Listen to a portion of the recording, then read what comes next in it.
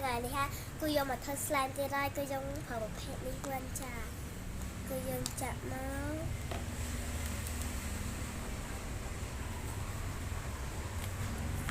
chạm chào nó còn nặng lao chạm mà chạm tao cho con ai ngày này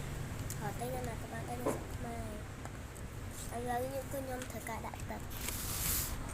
mua có một sân trà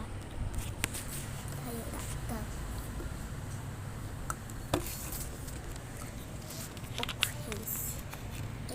oh sorry giờ mang trà cho nên mà thử nó chứ mình cố về sắp nó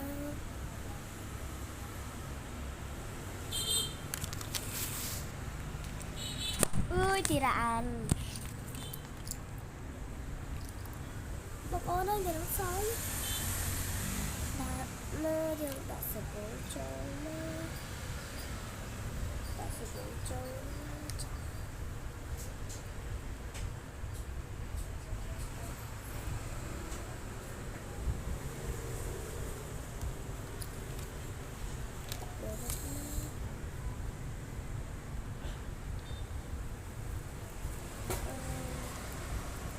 trên cái đó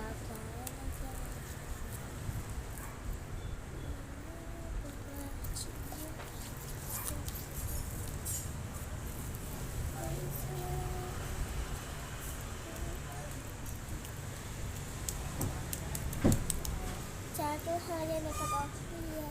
cô tôn do tầm đèn tan rồi tôn xả hao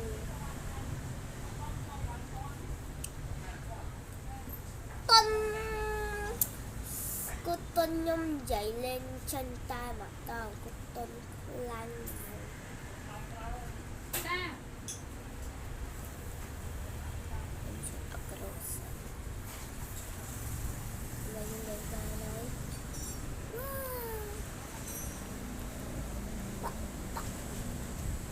đi ra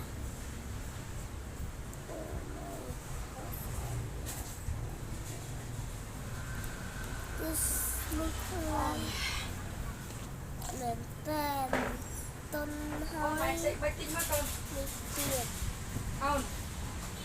mình vô không cái ta câu rồi mình vô không cái ta câu rồi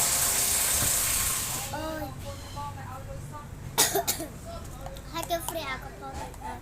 ta lấy cái free sticker này nó giống như sticker của con anh này bye.